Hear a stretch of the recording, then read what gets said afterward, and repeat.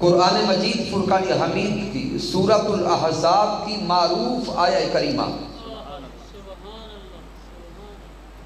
جس میں رب کائنات نے ارشاد فرمایا لَقَدْ كَانَ لَكُمْ فِي رَسُولِ اللَّهِ أُسْوَةٌ حَسَنَةٌ۔ مالک کائنات فرما رہا ہے تحقیق بے شک تمہارے لیے سیرت مصطفیٰ صلی اللہ علیہ وآلہ وسلم میں بہترین نمونہ حیات ہے۔ لَقَدْ كَانَ لَكُمْ، اب پڑھے لکھے احباب کے لیے میں چند ابتدائی جملے دینے لگا ہوں۔ یہ جو لقد ہے اس کے اندر دو تاکیدیں ہیں، یہ لام بھی تاکید کے لیے اور قد بھی تاکید کے لیے۔ کان لکم فی رسول اللہ اسوۃ حسنہ، رب کائنات فی رسول اللہ فرما کر تاجدار کائنات صلی اللہ علیہ وآلہ وسلم کی پوری حیات مبارکہ کی طرف اشارہ کر رہا ہے کہ محبوب مکرم تاجدار کائنات صلی اللہ علیہ وآلہ وسلم کی زندگی کا ایک ایک لمحہ، تاجدار کائنات صلی اللہ علیہ وآلہ وسلم کی ولادت سے لے کر اس دنیا کی ظاہری زندگی کے وصال تک، اس ظاہری زندگی کے پہلے لمحہ سے لے کر اس ظاہری زندگی کے آخری لمحہ تک تمہارے لیے اے ایمان والو، تاجدار کائنات کے چاہنے والو، تاجدار کائنات سے محبت کرنے والو، حضور سے عشق کا دم بھرنے والو، سن لو حضور کی ولادت سے لے کر حضور کے ظاہری وصال تک زندگی کے ایک ایک لمحہ کے لیے تمہارے لیے بہترین نمونہ حیات ہے۔ اب سامعین محترم جو پہلا نقطہ دے رہا کہ جب آقا علیہ السلام کی زندگی کو نمونہ حیات بنایا جاتا ہے تو بعض کہتے ہیں کہ اعلان نبوت کے بعد سے لے کر وصال نبوی تک کی زندگی کا ذکر ہے۔ بعض لوگ کہتے ہیں کہ یہ زندگی آقا علیہ السلام کی نبوی زندگی ہے جس کو رب کائنات نے نمونہ حیات بنایا، جس کو رب کائنات نے اسوہ کاملہ بنایا، جس کو رب کائنات نے اسوہ حسنہ بنایا۔ لیکن سامعین محترم اگر اس آیہ کریمہ پہ غور کریں تو رب کائنات نے لَقَدْ كَانَ لَكُمْ فرما کر کہیں بھی یہ اشارہ نہیں دیا کہ حضور کی نبوی زندگی کو دیکھو یا تاجدار کائنات کے مکی دور کو دیکھو یا حضور کے صرف مدنی دور کو دیکھو، بلکہ لَقَدْ كَانَ لَكُمْ فِي رَسُولِ اللَّهِ أُسْوَةٌ حَسَنَةٌ فرما کر رب کائنات نے اشارہ دیا ہے کہ میرے محبوب کی ولادت سے لے کر بچپن سے لے کر لڑکپن تک دیکھو، لڑکپن سے لے کر شباب تک دیکھو، شباب سے لے کر شادی بیاہ تک دیکھو، شادی بیاہ سے لے کر اعلان نبوت تک دیکھو، اعلان نبوت سے لے کر مدنی دور کو دیکھو، مدنی دور سے لے کر وصال نبوی تک دیکھو، میرے مصطفیٰ کی زندگی کا ایک ایک لمحہ تمہارے لیے اسوہ کاملہ ہے۔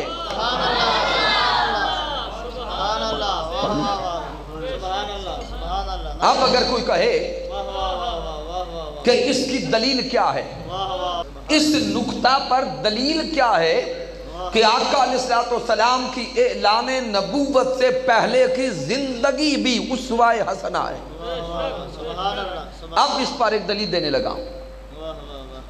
جب آقا علیہ السلام نے کوہ صفا پہ نبوت کا اعلان فرمایا، آقا علیہ السلام نے جمیع کفار و مشرکین کو بلا لیا۔ واقعہ معروف ہے، آپ جانتے ہیں اب پیارے آقا علیہ الصلوۃ والسلام کوہ صفا پر پہاڑ پر ہیں اور مکہ کے کفار و مشرکین نیچے کھڑے ہیں. آقا علیہ الصلوۃ والسلام ان سے ایک سوال کرتے ہیں کہ اگر میں تم سے یہ کہوں، اگر میں تم سے یہ کہوں کہ پہاڑ کے دوسری طرف سے کوئی لشکر حملہ کرنے والا ہے تو کیا مان لو گے؟ کفار نے کیا جواب دیا تھا؟ مان لیں گے. کفار نے کیا جواب دیا؟ مان لیں گے. میرے حضور نے پھر سوال کیا کیوں مانو گے؟ تو سب کفار نے بیک زبان جواب دیا کہ ہم نے ساری زندگی آپ کو الصادق والامین پایا ہے. آپ کو الصادق والامین پایا، آپ کو سچا پایا، اس لیے آپ کی زبان پر یقین کر کے مان لیں گے کہ لشکر حملہ کرنے والا ہے. جب آقا علیہ الصلوۃ والسلام نے اپنی ذات کو منوا لیا تو اب تاجدار کائنات نبوت کا اعلان کرتے ہیں. میرے آقا فرماتے ہیں جس زبان پر یقین کر کے تم لشکر کا آنا مانتے ہو اسی زبان پہ یقین کر لو یہ سارے بت جھوٹے ہیں، ان میں خدائی کے لائق ایک بھی نہیں. خدائی رب کائنات کی ہے، وہی وحدہ لا شریک ہے، وہی لم یلد ولم یولد ہے، وہی الصمد ہے، وہی خالق ہے، وہی مالک ہے، وہی رازق ہے، اور اسی اللہ نے مجھے اپنا سچا رسول بنا کے بھیجا. میرے آقا نے نبوت کا اعلان فرما دیا.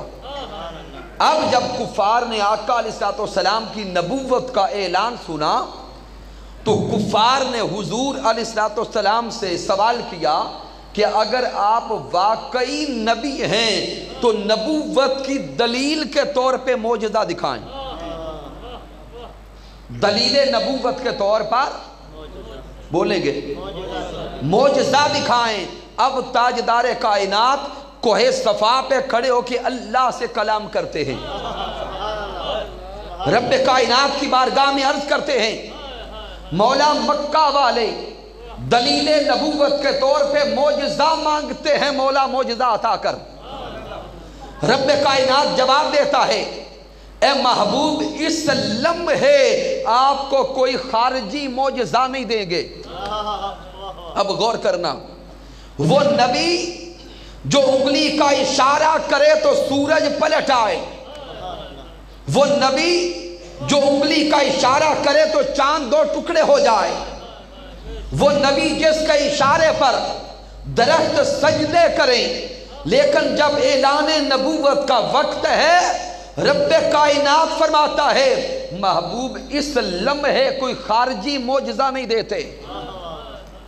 تاجدار کائنات رب کی بارگاہ میں عرض کرتے ہیں مولا پھر ان کے سوال پہ جواب کیا دوں؟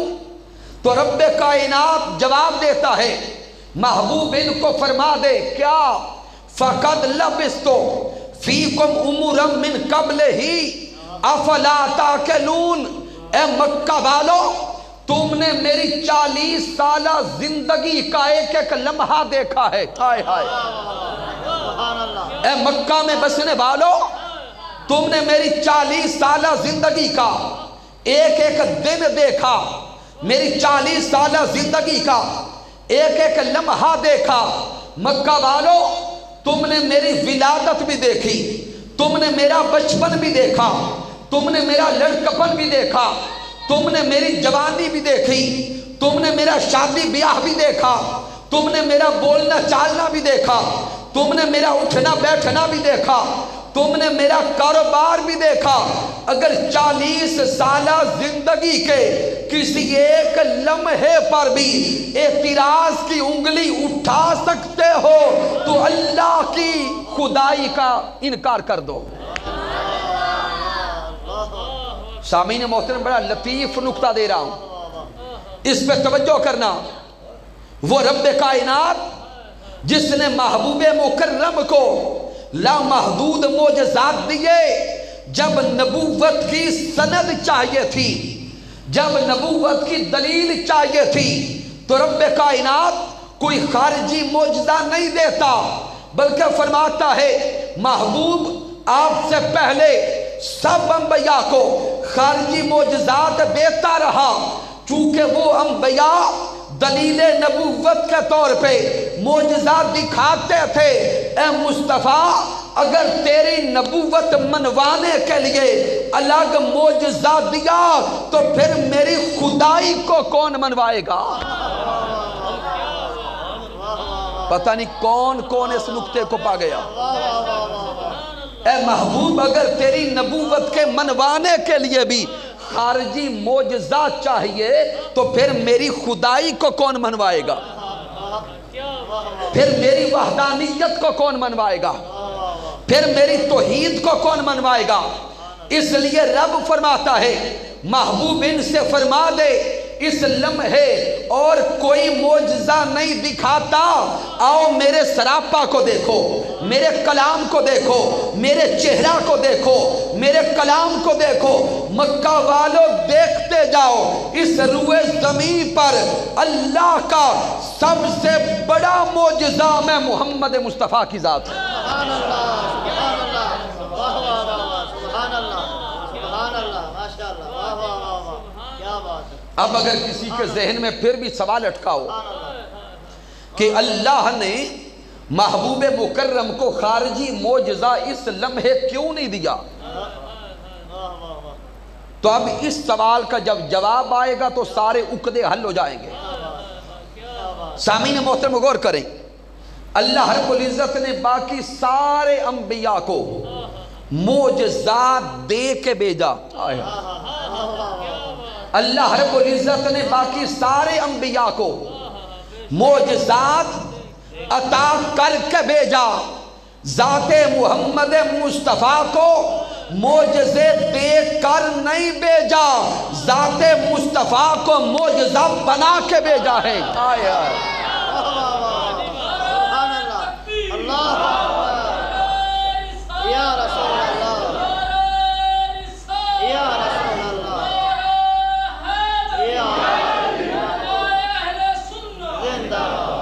سامعین محترم یہی تو سبب ہے کہ حضرت آدم علیہ السلام سے لے کر حضرت عیسیٰ علیہ السلام تک سب انبیاء شان والے ہیں، مقام والے ہیں، مرتبہ اور رفعت والے ہیں، لیکن سب انبیاء کے معجزات گنتی کے ہیں، لیکن جب ذات مصطفیٰ آتی ہے ذات مصطفیٰ کے معجزات گنتی کے نہیں ان گنت ہیں۔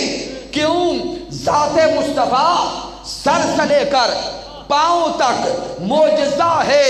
پھر سمجھ لیں تاجدار کائنات کی ولادت بھی معجزہ، میرے مصطفیٰ کا بچپن بھی معجزہ، میرے مصطفیٰ کا لڑکپن بھی معجزہ، میرے مصطفیٰ کی جوانی بھی معجزہ، میرے مصطفیٰ کا بولنا بھی معجزہ، میرے مصطفیٰ کا دیکھنا بھی معجزہ، میرے مصطفیٰ کا سننا بھی معجزہ، میرے مصطفیٰ کا پکڑنا بھی معجزہ، میرے مصطفیٰ کا چلنا بھی معجزہ، میرے حبیب کا مکہ کی گلیوں میں خرام ناز کرنا بھی معجزہ ہے، مکہ کو چھوڑ کر مدینہ کو سجانا بھی معجزہ ہے، میرے مصطفیٰ کا اس دنیا میں آنا بھی معجزہ ہے، اس دنیا کو چھوڑ کر اس مولا کی بارگاہ میں جانا بھی معجزہ ہے۔